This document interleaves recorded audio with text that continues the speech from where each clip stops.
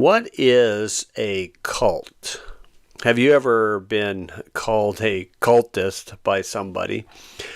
People in this day usually try to leave a discussion, or if you want to call it argument, but a discussion about either faith or politics, religion or politics.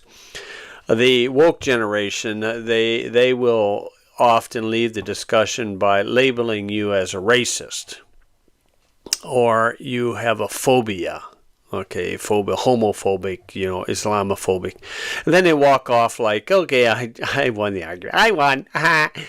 If it's in the religion world, Bible world, faith world, they'll often will call you a cultist, or maybe heretic, or maybe you're a bigot, all sorts of different words that people, but, I ask people, what is that? What is a cult?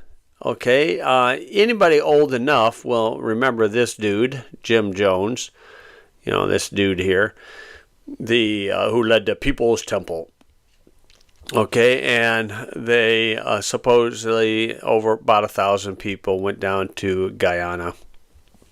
And then they drank the Kool-Aid, and that's where the common phrase comes, don't drink the Kool-Aid. And this may have been a CIA thing, I'm not sure, but this would be pretty well known, and he even in Wikipedia, a American cult leader. Okay, but what is that? Okay, in more modern history, during the Clinton administration, there's a guy named David Koresh, who was the Branch Davidians, an offshoot of the Seventh-day Adventists. And you see, they call him a cult leader. And so when somebody calls you a cult, this is what they're, accusing you to be. And so, but what is a cult? What is it? Okay, and so here online you got several definitions you can choose.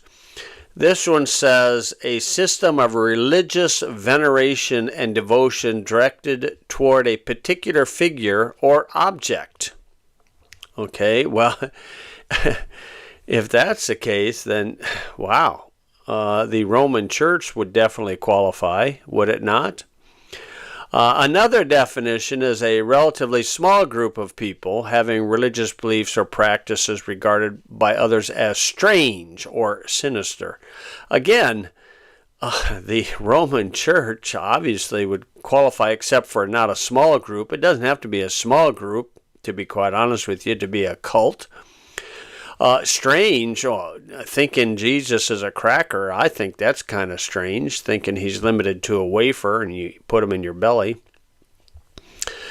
So this definition has a misplaced or excessive admiration for a particular person or thing.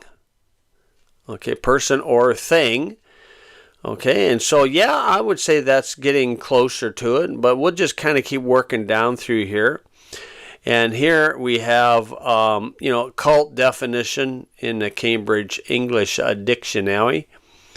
And so this one kind of follows the same line, whose beliefs are considered extreme or strange by many.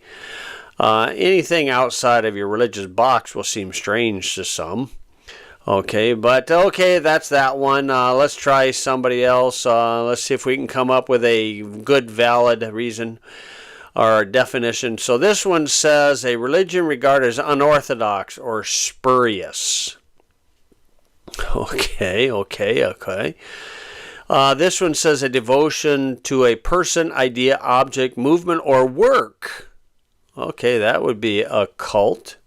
Great devotion. Okay, blind devotion possibly. It could be a belief in here where some fundamentalists really put a great devotion towards some outward dress or something. Okay, this one here is a system of religious beliefs and rituals. Well, that could be anything.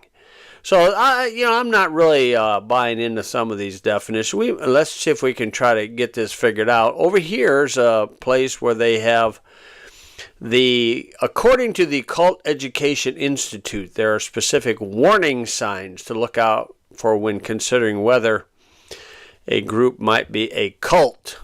Okay, and this one, I tell you, some of this is pretty good here. This one says absolute authoritarianism without accountability. Oh, that kind of sounds like a president we have right now. Okay, absolute authoritarianism without accountability. That would be pretty. I'd say that's a pretty good number one there. Number two, zero tolerance for criticism or questions. Oh yeah. That's not too bad. Lack of meaningful financial disclosure regarding budget. I don't think that's real impressive. Unreasonable fears about the outside world that often involve evil conspiracies and persecutions. I don't think that's a good definition. Belief that former followers are always wrong for leaving and there is never a legitimate reason for anyone else to leave. Now that one there, okay, some Baptist churches kind of have a this one and a this one and a this one.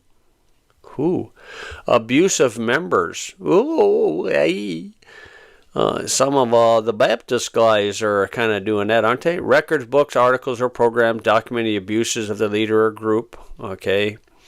Followers feeling they are never able to be good enough.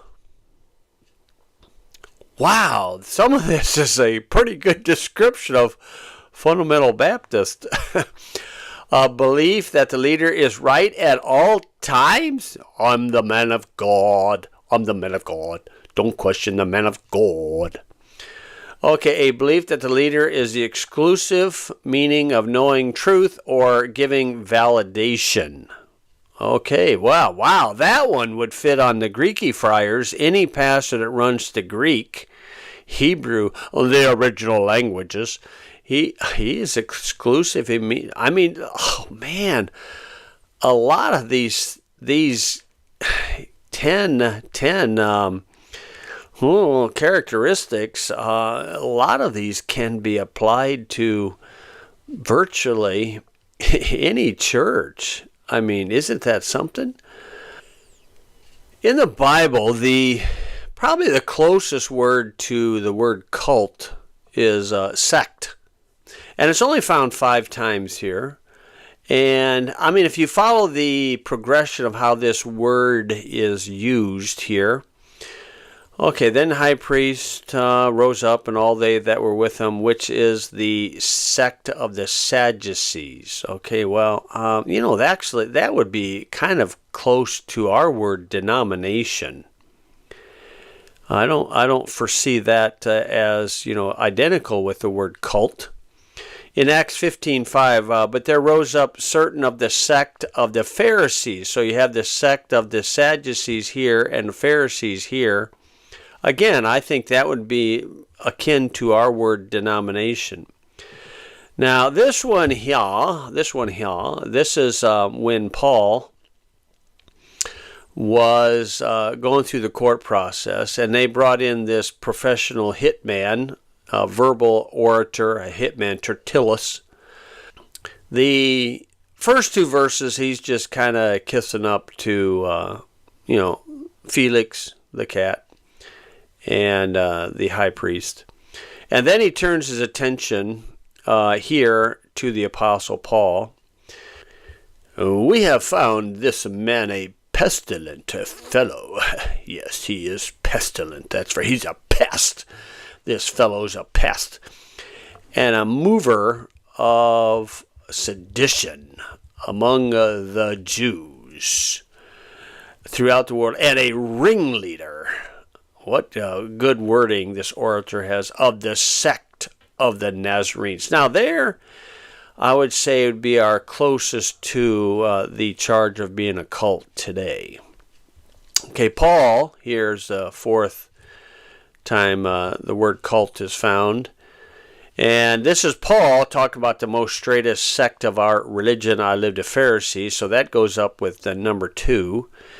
And then he says in 28, Acts 28, all these are found in Acts, and you can see the progression. But here it says, we desire to hear of thee what thou thinkest, for as concerning this sect, we know that everywhere else is spoken against. Okay, this one, 3 and 5 would be probably close to our word cult. Probably close to that.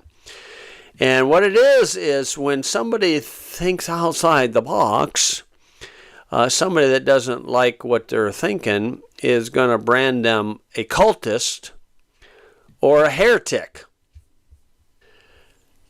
Now here in Acts 24, Paul is defending himself, and right here he said this, "For this I confess unto thee, that after the way which they call heresy," and I put this footnote here. Okay, they call heresy what Paul believes, so worship I the God of my fathers, believing all things which are written in the law and the prophets. So if a person believes all the words of God, the ones who do not believe all the words of God, maybe 90% of it, maybe 70%, they will call Paul, or the Bible believer, a heretic. Okay, and then I put this note here in the reference Bible. Okay, the revisers of the New Bible changed the word heresy to sect because they do not want to admit that biblical Christianity appears to be a cult to them. I would say there's probably two big characteristics of a cult. One is you have a man or a small group of men, like in the Jehovah's Witnesses, a governing body, that are authoritarian. That doesn't mean they're going to be violent or abusive at first, but that would be one thing. And the second thing is the word control.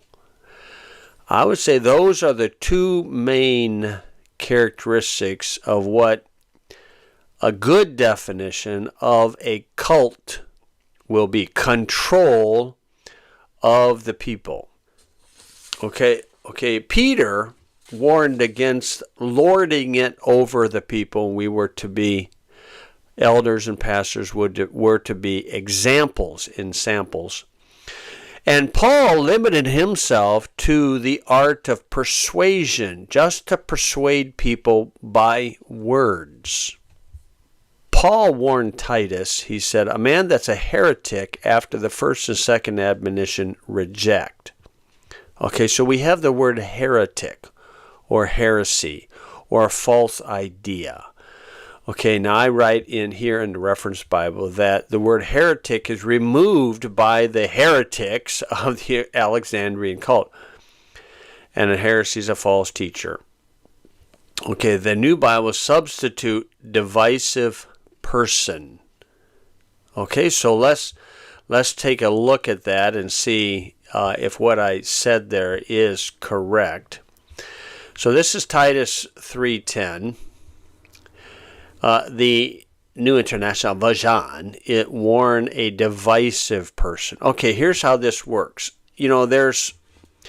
When a person is under the thumb or control of another, the key is to not let them know they're under the control. And so there are lesser forms of control before the ultimate, violent bully tactics is they might have a banishment, okay, where the Amish will shun, okay, the Jehovah's Witnesses will excommunicate. It might do that. They might just bully somebody. Okay, they might expel them. A lot of it's peer pressure from the other adherents to the idea of the church or the idea that's being promoted, or they'll be manipulated. Okay, and the reason why the New Bible has changed the word heretic to divisive is they don't want to be questioned. You see, that's the second characteristic: zero toleration for criticism or questions. So when you question, they will bully.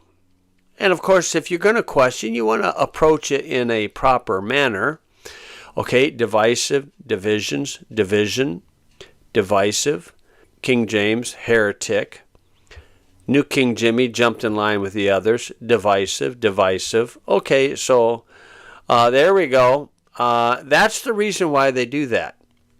Because they don't want to be questioned. Because their system, their belief system, contains so many contradictions that it will be exposed to anybody who's looking at things. Okay, now the subtle method of control must be indirect to avoid resentment and rebellion by feigning the sincerity or spirituality of the vast prophet, the holy man of God. And they are wanting they will talk about, we need unity, harmony. That's what we need. We need to put aside our differences and have unity and harmony. A false unity is often the desire under the authority of the prophet. Okay, therefore you do not question or challenge the man of God. Okay, so there's a problem now. There's a problem there, because I'd say these first two are right there authoritative. Absolute authoritarianism could be one guy, usually maybe one guy and his deacons, or one guy and a few with them, and then they want blind loyalty, zero tolerance for criticism or questions. Now, a person who does question them, they will get bullied. Now, let me show you the ultimate, the biggest and most clear cult in the world. Okay, and so this is an oath,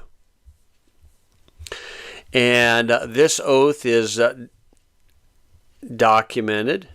This oath is documented here, and the background of this oath: during the election cycle back in this time, 1913. There was a Protestant and a Catholic running for office, and somehow, mysteriously, this oath here, this fourth degree oath of the Knights of Columbus, fourth degree oath, claiming to be of the Roman Church, was recorded in this public record, and here's where it's found. Okay, now of course, the folks here, they're going to deny this oath, but here's where it was found. This is the page number, and this is the date, House Bill. Okay, it was a contested election. Oh, how dare you contest the election, the stolen election. Oh, come on. So what I did years ago is I took this oath, and I just copied it, and then I put little comments in here. Little comments, okay? And so I happened to put this in our courthouse of our local county seat on their 150th anniversary. I just put like a stack of 10, and it made a front page newspaper. Now, they weren't upset with what the oath said. They were upset with my comments in here. That's what bothered them. Okay, so this is the ultimate. This is the top dog cult. This is not a small group.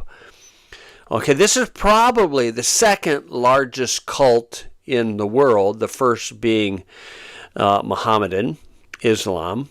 Yes, Islamic phobia. Okay, and let's see what it says in here. And of course, you can take some time and look at this, or look at it online. Here's what it says. I do further promise and declare that I will have no opinion or will of my own. And then, of course, I write, why can't you think for yourself? Are you brainwashed or under mind control? Or any mental reservation whatsoever, even as a corpse or cadaver, but unhesitantly obey each and every command that I may receive from my superiors in the militia of the Pope. The Pope. So there's the leadership or dictatorship or tyrant. And of course, and Jesus Christ. They got to put that to make it look like, oh, okay, there you go. Okay, then it says that I will go to any part of the world without murmuring and will be submissive in all things whatsoever communicated to me. Okay. Whoa. So this is the ultimate. Now, the Baptist folks and the evangelicals and maybe the other ones won't go this far. They won't go this far, but they might get close to it. And, of course, I've got comments in here.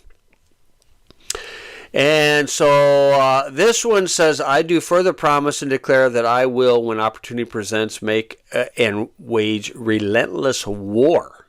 Ooh, ooh, ooh. Secretly and openly against all heretics, Protestants, and liberals, as I am directed to extirpate and exterminate them from the face of the whole earth. Woo, woo. Now over here, how do you do that? Now over here they said they're going to, that they may be safely destroyed. So how do you safely destroy somebody? I really don't know. Then it says, from the face of the whole, that I will spare neither sex, age, nor condition. Whoa. Ooh. And I will hang, waste, boil, flay, strangle, bury alive these infamous heretics, rip up the stomachs and wombs of their women, and crush their infants' heads against the wall in order to annihilate forever. Whoa! This excruciable race. Whoa! Now that would be the ultimate. And of course, this can be found here. And these folks are going to deny this, which, hey, that's if they want to deny it, that's their choice. I'm just telling you, this is where it was, and this is what it says. Now, obviously, that is the extreme of a cult. That is a cult in its complete and full observation to another. I do know of some churches, Bible believers, Baptists, fundamental Baptists, evangelicals. Okay, I do recognize that a lot of these characteristics are going to be found in these places. And I would say two basic characteristics, the two common elements of a cult is they have no pure final authority in print. That's one. And then they demand control over the members. Demand control over the members, and whatever you do, don't question. Boy, doesn't that sound like a lot of churches? I do believe so. I do believe so. And of course, the Lord isn't pleased with this. But yet, there's something to think about. What is a cult? Well, it has no pure final authority. They have some type of a hierarchy over it. And that hierarchy demands control over its adherents. So what should you do if this is sort of kind of in your church? Well, I would definitely get on my knees and pray and ask the Lord to guide you. And you just may have to leave. And don't worry about, what people say. You need to care about what the Lord says.